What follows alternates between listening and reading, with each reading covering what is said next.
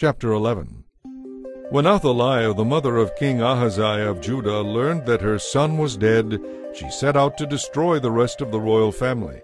But Ahaziah's sister Jehosheba, the daughter of King Jehoram, took Ahaziah's infant son Joash and stole him away from among the rest of the king's children who were about to be killed. Jehosheba put Joash and his nurse in a bedroom to hide him from Athaliah, so the child was not murdered. Joash and his nurse remained hidden in the temple of the Lord for 6 years, while Athaliah ruled over the land.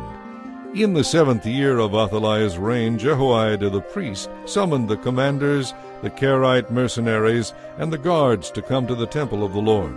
He made a pact with them and made them swear an oath of loyalty there in the Lord's temple. Then he showed them the king's son. Jehoiada told them, "This is what you must do. A third of you who are on duty on the Sabbath are to guard the royal palace itself. Another third of you are to stand guard at the sewer gate, and the final third must stand guard behind the palace guard. These 3 groups will all guard the palace. The other 2 units who are off duty on the Sabbath must stand guard for the king at the Lord's temple. Form a bodyguard for the king, and keep your weapons in hand. Any unauthorized person who approaches you must be killed. Stay right beside the king at all times." So the commanders did everything just as Jehoiada the priest ordered. The commanders took charge of the men reporting for duty that Sabbath, as well as those who were going off duty.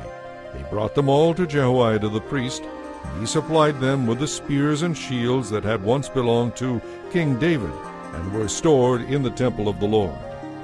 The guards stationed themselves around the king with their weapons ready. They formed a line from the south side of the temple around to the north side and all around the altar. Then Jehoiada brought out Joash, the king's son, and placed the crown on his head. He presented Joash with a copy of God's covenant and proclaimed him king. They anointed him, and all the people clapped their hands and shouted, "Long live the king!" When Athaliah heard all the noise made by the guards and the people, she hurried to the Lord's temple to see what was happening. And she saw the newly crowned king standing in his place of authority by the pillar, as was the custom at times of coronation. The officers and trumpeters were surrounding him, and people from all over the land were rejoicing and blowing trumpets. When Athaliah saw all this, she tore her clothes in despair and shouted, "Treason! Treason!" Then Jehoiada the priest ordered the commanders who were in charge of the troops, "Take her out of the temple and kill anyone who tries to rescue her. Do not kill her here in the temple of the Lord." So they seized her and led her out to the gate where horses entered the palace grounds, and she was killed there. Then Jehoiada made a covenant between the Lord and the king and the people that they would be the Lord's people. He also made a covenant between the king and the people. And all the people of the land went over to the temple of Baal and tore it down.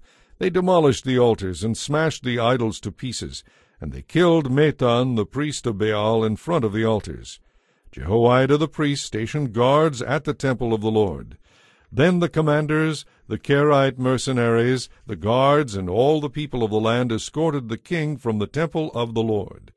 They went through the gate of the guards and into the palace, and the king took his seat on the royal throne.